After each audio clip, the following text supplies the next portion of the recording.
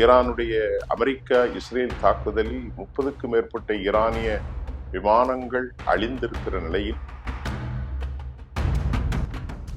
இது ரொம்ப பாதிப்பை ஏற்படுத்தியது சவுதி அரேபியா, UAE. இப்படி எல்லா நாடுகளுமே இந்த போர்ல ரொம்ப பெரிய அளவில் பாதிப்பு அடைந்தது மட்டுமல்ல, இன்றைக்கு வரைக்கும் 74 லட்சம் பேரல்களை இழந்து யாருமே எதிர்பார்க்காத ஒரு பெரும் பாதிப்பை அமெரிக்கர்கள் சந்தித்து வந்திருக்கிறார்கள். அப்ப இந்த நிலையில் ஈரானுடைய பொருளாதாரம் மடிந்திருக்கிறது. ஈரானும் என்ன செய்வது என்று தெரியவில்லை.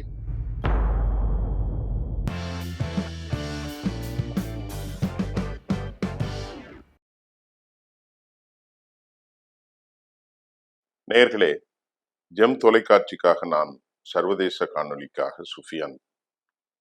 இப்போ இன்றைக்கு 2 செய்திகளை நாம பேச போறேன். யுனைடெட் அரபு எமிரேட்ஸ் துபாய் மிகப்பெரிய அளவில் பொருளாதார பணத்தையும் 3 டன் தங்கத்தையும் 3 பில்லியன் பணத்தையும் ஈரானுக்கு கப்பல்கள் வழியாக விமானம் வழியாக கொண்டு தெஹ்ரானில் இறக்கியிருப்பது ரொம்ப பெரிய செய்தியாக பேசப்படுகிறது. 2 தரப்பிலும் அது மறுப்பு தெரிவிக்கவில்லை. இருந்தாலும் UAE கப்பல் ஒன்றும் லேசாக பேரளவிற்கு உலகத்தை ஏமாற்றுவதற்காக ஒரு தாக்குதலையும் ஈரான் நடத்தியிருக்கிறது. கடந்த 6 மாதங்கள் முடிந்து 7வது மாதமாக ஈரானுடைய தாக்குதல்ல மத்திய தரைக்கடல்ல சென்ட்ரல் ஏசியா, செங்கடல், பர்ஷியன் வளைகுடா, இந்திய பெருங்கடல், டியூகோ கார்சியா வரைக்கும் அது ஒரு பெரிய அதிர்ச்சி ஏற்படுத்தியது.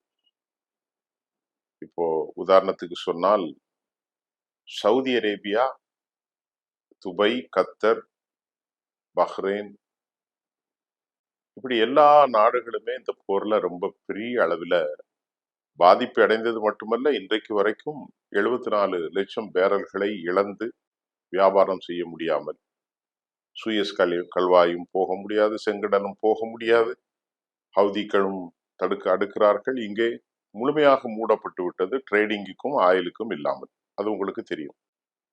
இது ரொம்ப பாதிப்பை ஏற்படுத்தியது சவுதி அரேபியா, UAE. ஏன்னா எல்லா நெட்வொர்க்கும் இவர்களுடைய ப்ராக்சிகளின் கண்ட்ரோல்ல தான் இருக்கு. ஈரானும் மட்டுமல்ல, ஈரானுடைய ப்ராக்சிகளின் கண்ட்ரோல்ல தான் இருக்கு. இந்த நிலையில் சவுதி அரேபியா என்ன செய்வது என்று தெரியாத நிலையில் யுனைடெட் அரபு எமிரேட்ஸ் அபுதாபியில் இருந்து புறப்பட்ட விமானம் தெஹ்ரானில் வந்து இறங்கி அவற்றில் ஏராளமான பணங்கள், அது மட்டுமல்ல தங்கம், 3 டன் அளவிற்கான தங்கம் மற்றும் அவர்களுக்கு தேவையான 3 பில்லியன் முடக்கப்பட்ட ஈரானின் பணத்தையே விடுத்து தன்னை தாக்கக்கூடாது என ஒரு பொது சமாதானத்திற்கு UAE சென்றிருப்பது தெரிகிறது. ஏனென்று கேட்டால் UAE பொருளாதாரமே முழுமையாக சுற்றுலா தான். UAE பொருளாதாரம் முழுமையாக பினான்சியல். UAE பொருளாதாரம் முழுமையாக நம்ம கன்ஸ்ட்ரக்ஷன். அப்போ அது மட்டுமல்லாமல் தளங்கள் விற்பனை, வியாபாரங்கள், ட்ரேடிங், பினான்சியல், தங்க மார்க்கெட், ரியல் எஸ்டேட், கன்ஸ்ட்ரக்ஷன், வர்த்தகம், உலக அளவிலான AI தொழில்நுட்பத்தினுடைய தலைப்பு, எல்லா மக்களும் வருவதற்கு யோசிக்கக்கூடிய ஒரு சூழ்நிலை. போர்ட்டுகள் இருக்கு, ஜபலலி போர்ட் எல்லாம் இருக்கிறது. இப்ப ஈரான் இப்படி தொடர்ந்து தாக்கி கொண்டிருந்தால் அவர்களுக்கான மிகப்பெரிய வர்த்தக பாதிப்பு ஏற்பட்டுவிடும். அதில் எந்த விதமான மாற்று கருத்தும் இல்லை. ஈரான் இப்படி தொடர்ந்து செய்து கொண்டிருந்தால் அவர்களுக்கான மிகப்பெரிய வர்த்தக பாதிப்பு ஏற்பட்டுவிடும். அதனால இப்ப அவர்கள் 3 பில்லியன் பணத்தை எல்லாம் கொடுத்து, தங்கத்தையும் கொடுத்து சிறப்பு செய்திருக்கிறார்கள் என்பது மிகுந்த முக்கியத்துவம் வாய்ந்த ஒன்றாக இருக்கிறது. இது உலக அளவில் எங்களை தாக்காதீர்கள் என்ற பொது சமாதானத்தின் அடிப்படையில தான் யுனைடெட் அரபு எமிரேட்ஸ் இந்த ஒப்பந்தத்திற்கு வந்திருக்கலாம்.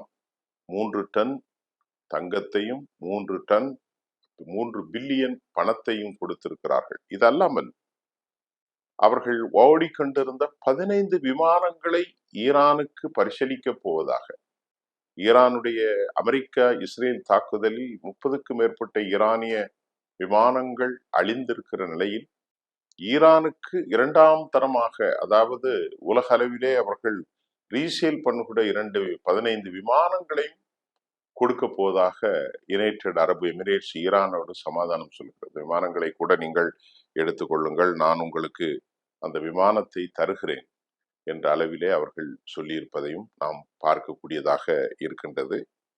ஆக இதுவும் எப்படியாவது ஒரு சமாதானத்தை ஏற்படுத்திவிட வேண்டும் என்ற UAE கடுமையான பாடுகளை அவர்கள் பெற்றிருக்கிறார்கள். அமெரிக்கா இதுல ஏராளமான விமானங்களை, MQ ரீப்பர் போன்ற மிக முக்கியமான விமானங்களை அமெரிக்கர்கள் இழந்திருக்கிறார்கள். அமெரிக்கர்களுக்கு $1.3 பில்லியன் என்ற அளவிற்கு அந்த MQல மட்டும் 24 விமானங்கள் என்னமோ இழந்திருக்கிறார்கள். அதில் மட்டும் அவர்களுக்கு கிட்டத்தட்ட ஒரு 15,000 கோடிக்கு மேலான நஷ்டத்தை இந்திய பணத்திற்கு அமெரிக்கர்கள் சந்தித்திருக்கிறார்கள். அமெரிக்கர்கள் உயிரிழப்பாலும், அமெரிக்கர்கள் பொருளிழப்பாலும், அமெரிக்கா மத்திய கிழக்கில் பெரும் சேதாரத்தை சந்தித்திருப்பதாலும், அமெரிக்கர்களால் தங்களை இனி காப்பாற்ற முடியாது என்ற தெளிவான சுயாதீன முடிவுக்கு வந்திருப்பதால் தான் அவர்கள் இது போன்ற நடவடிக்கைகளை எடுத்திருக்கலாம் என்று நம்புவதற்கு அதிக வாய்ப்பு உள்ளது. அமெரிக்கா இழந்திருக்கக்கூடிய இந்த MQ-9 ஒவ்வொன்றினும் விலை கிட்டத்தட்ட 270 கோடி என்கின்ற அளவிற்கு, $30 மில்லியன் அளவிற்கு அது ரொம்பவே பெரிய தொகை. அமெரிக்க ஆயுத குடங்களில் இப்பொழுது மிகப்பெரிய அளவிலான இழப்பை சந்தித்திருப்பதையும் அமெரிக்க சேனல்களே வெளியிடக்கூடிய செய்திதான் மிகப்பெரிய சிக்கலை ஏற்படுத்தியிருக்கிறது. தி வாஷிங்டன் போஸ்ட் வெளியிட்ட ஒரு தகவலில் அமெரிக்கா எவ்வளவு விமானங்கள் இழந்தது, எத்தனை விமானங்கள் விமானப்படையிடமும் கடற்படையிடமும் மற்றும் இருந்தது என்பதை தி வாஷிங்டன் போஸ்ட் தெளிவுபடுத்தியிருக்கிறது. அமெரிக்காவுக்கு இப்போ ஏற்பட்ட அந்த பாதிப்பு உலக அளவில் யாருமே எதிர்பார்க்காத ஒரு பெரும் பாதிப்பை அமெரிக்கர்கள் சந்தித்து வந்திருக்கிறார்கள்.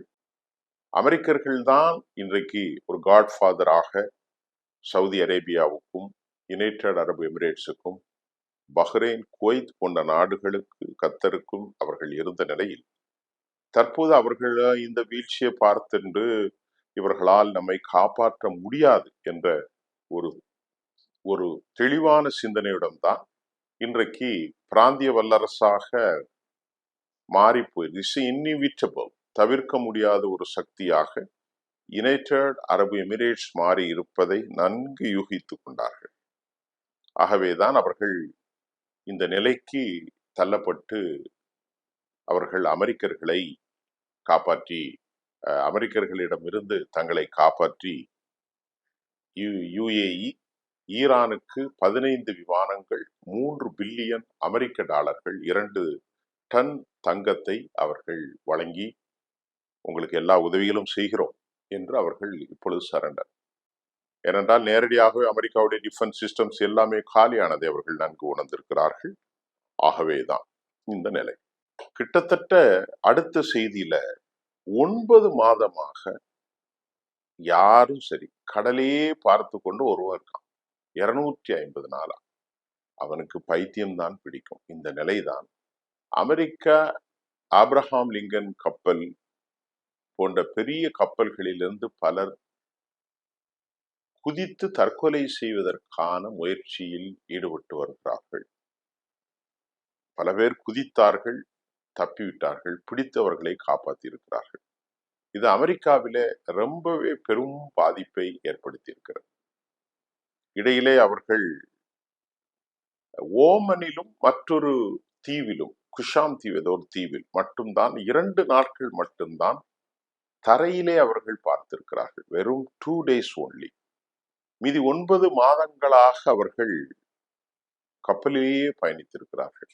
அது எவ்வளவு பெரிய துயரம். கப்பல் நோய், கடலிலே இருப்பது நோய்கள் வரும், உளவியல் சிந்தனைகள் வரும், கடல் காற்று பலருக்கு பிடித்தமாகாது. அதனால பிள்ளைகள் தேற்றம், பெண்டாட்டியின் தேற்றம், ஊரின் தேற்றம், கடுதாசிகளை கூட அவர்களுக்கு பகிர்ந்து கொள்ள முடியாத மன உளைச்சலில் டீப் டிப்ரெஷன், ஒரு ஆழமான டிப்ரெஷன் மெனிக் ஆகி அவர்கள் பலர் தங்களை மாய்த்துக் கொள்ள தற்கொலைகளை நாடுகிறார்கள் என்ற தகவல் அமெரிக்கர்களுக்கு மிகப்பெரிய அதிர்ச்சியான செய்தி. அமெரிக்கர்களுக்கு அடிப்படையில ரொட்டி துண்டு கிடைக்கல, அவர்களுக்கு அடிப்படையில 2 ரொட்டியும் ஒரு சின்ன கப்பு ரைஸ் பவுல்ல கொடுக்குறாங்க, அவ்வளவுதான். ஷேவிங் கிரீமோ அவர்களுக்கான மற்றும் டூத் பேஸ்ட், டியோட்ரண்ட், இந்த மாதிரியான அடிப்படை பொருட்கள் கூட அவர்களுக்கு இல்லை. அப்படியே உட்கார்ந்துக்கிறார்கள். கழிவறையிலே ஏற்கனவே பிரச்சனைகள் எல்லாம் வந்து தீர்ந்தப்பட்டாலும் அவர்கள் இந்த மன உளைச்சல்ல இருந்து தங்களை அப்புறப்படுத்துவதற்கு முடியாமல் தற்கொலைகளை நாடுகிறார்கள். அதில் பலர் காப்பாற்றப்பட்டிருக்கிறார்கள்.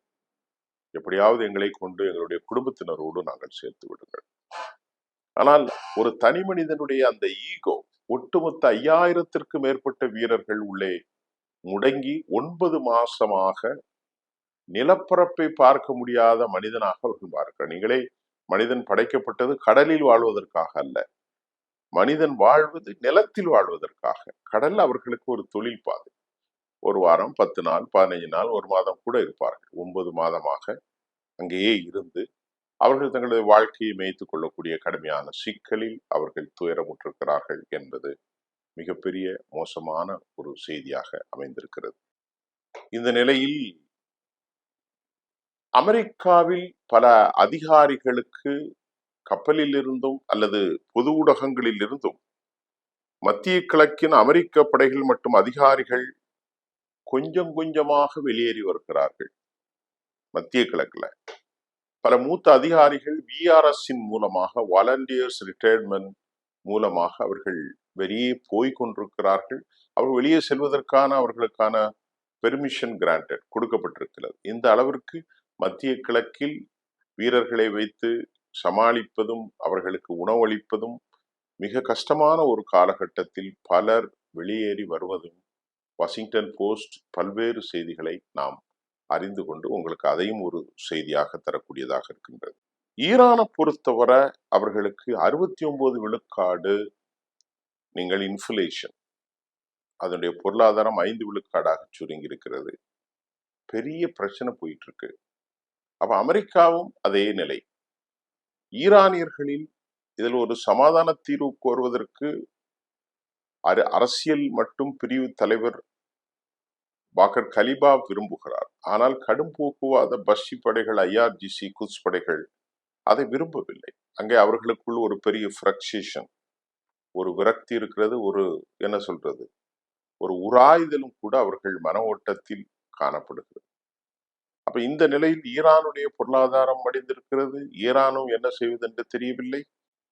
ஈரான் தன் உற்பத்தி வளமாக்கி கொண்டு தாக்குதலை நடத்தி கொண்டிருக்கிறார்கள். பிரச்சனைக்கு தீர்வு வந்தாக வேண்டும் அல்லவா? ஆகவே இதே நிலை அமெரிக்காவிலும் தொடர்கிறது, ஈரானிலும் தொடர்கின்றது. பரஸ்பரம் 2 பேருமே ஒரு ஈகோ கிளாஷ்ல மாட்டியிருக்கிறார்கள். அதுல சரி செய்வதற்கு உலக அளவில் எந்த நாடுகளும் தயாராக இல்லை, எந்த தேசமும் தயாராகவில்லை.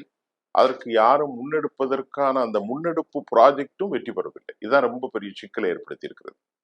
இதற்கிடையில் ஹுசைன் முஹாபி பிரிகேடியர் தனது தகவலில் 40 அமெரிக்க கப்பல்கள் அங்கிருந்து வெளியேறி இருப்பதாக சொல்கிறார்.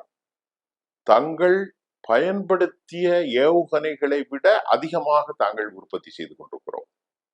ஹுசைன் முஹாபி பிரிகேடியருடைய கருத்து, அமெரிக்கர்களுக்கு எதிராக நாங்கள் பயன்படுத்தி வந்திருக்கக்கூடிய ஏவுகணைகளுக்கு தாண்டி மிக அதிகபட்சமாக நாங்கள் உற்பத்தி செய்து வருகிறோம் என்ற தகவலை அவர் தெரிவித்திருக்கிறார். அது மட்டும் இல்லாம 1,00,000 மைல் தொலைவில் உள்ள மின் இணைப்பு முற்றிலுமாக காலி, உலகம் முழுவதும் உள்ள இன்டர்நெட் இணைப்பு முற்றிலுமாக காலி செய்வதற்கும், அதாவது இந்த இன்டர்நெட் கேபிள் காலி செய்வதற்கும், இன்டர்நேஷனல் லெவல்ல எந்த மாதிரியான பாதிப்புகளை ஏற்படுத்துவதற்கும் தங்களால் இயலும் என்பதை ஹுசைன் முஹாபி சொல்கிறார். 1,00,000 மைல் என்று சொன்னால் அவ்வளவு கேபிள் நெட்வொர்க் இருக்கு. உலகம் முழுவதும் அந்த நெட்வொர்க்ல இணைகிறார்கள். யூரோப்பியன், ஆசிய மண்டலம், மத்திய கிழக்கு, இந்தியா போன்ற நாடுகள், இப்படி சர்வதேச நாடுகள்ல அந்த கேபிள் நெட்வொர்க் அங்கதான் இருக்கு. அதையெல்லாம் கூட்டி பார்த்தா இத்தனை லட்சம் மைல் தொலைவுக்கான வியாபாரம், சந்தைப்படுத்துதல் இருக்கும். ஆக 1,00,000 மைல் தொலைவில் உள்ள மின் இணைப்பு முற்றிலுமாக நாங்கள் இணையதளங்கள், வசதிகள் எல்லாவற்றையும் காலி செய்வோம் என்றும், உலகம் முழுவதும் உள்ள இன்டர்நெட் இணைப்புகள் முற்றிலுமாக காலி செய்யப்படும், எங்களால் முடியும் என்றும் ஹுசைன் முஹாபி தெரிவித்திருக்கிறார். ஈரான் நீங்கள் நெருக்கடி ஏற்படுத்த முயலில் நாங்கள் இந்த நிலைக்கு இறங்கி வருவோம். எங்களை நீங்கள் நெருக்கடி ஏற்படுத்தினால் நாங்கள் இறங்கி வருவோம்.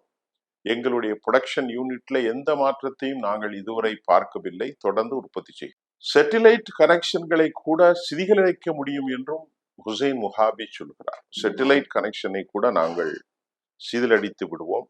அது மட்டும் இல்லாம ஐரோப்பிய ஒன்றிய நாடுகள் ஈரான் ஒரு பெரும் இணைந்த தயாரிப்பை செய்தாலும் ஈரான் தன் சொந்த விஞ்ஞான அறிவில் ஈரான் செல்ஃப் ரிலையன்டாகத்தான், எங்களுக்கு சில உதவிகள் கிடைக்கின்றது, வடகொரியாவிலிருந்து கிடைக்கிறது, அதை அவர் சொல்லவில்லை பேரை, ரஷ்யாவிலிருந்து கிடைக்கிறது. ஆனால் எங்களுக்கு சொந்தமாக அறிவை கொண்டும் ஞானத்தை கொண்டும் நாங்கள் இதனை மேன்மைப்படுத்துகிறோம் என்று அவர் தெளிவாக சொல்லியிருக்கிறார். இது ரொம்ப முக்கியமான விஷயமாக இருக்கின்றது.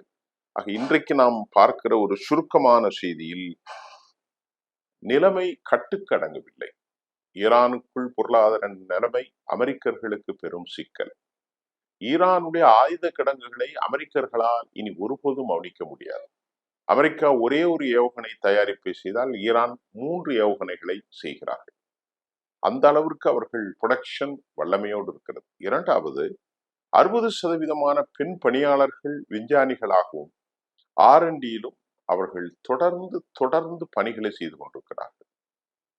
அவர்கள் ஷேடோ பிளீட்டின் மூலமாக ஹெர்மூஸ் வளைகுடாவில் வியாபாரம் நடக்கலாம், அதற்கு வாய்ப்பு உண்டு. அதை தாண்டி மிக முக்கியமாக அமெரிக்கர்களால் எவ்வளவு காலம் இந்த இடத்தை இவ்வளவு தடங்கள் ஏற்படுத்த முடியும் தெரியவில்லை. அமெரிக்க படைகளுக்குள் பிரச்சனை என்பது அமெரிக்க நாடுகள் சொல்கிறது. அமெரிக்கன் கூட்டாளிகளான சவுதி அரேபியா, யுனைடெட் அரபு எமிரேட்ஸை கிட்டத்தட்ட $3 பில்லியன் பணத்தையும் 2 டன் தங்கத்தையும் கொடுத்து விட்டார்கள். ஆக இப்படி மாறி வரும் சூழலில் கத்தருக்கும் அவர்களுக்கும் இடையே ஒரு நெருக்கம் இருக்கத்தான் செய்கிறது. ரகசிய கூட்டணிகள் அமைத்து கொண்டுதான் இருக்கிறது. இது எப்படி செல்லும் என்பதை நாம் பொறுத்திருந்து அடுத்த செய்தியை சந்திப்போம். நன்றி.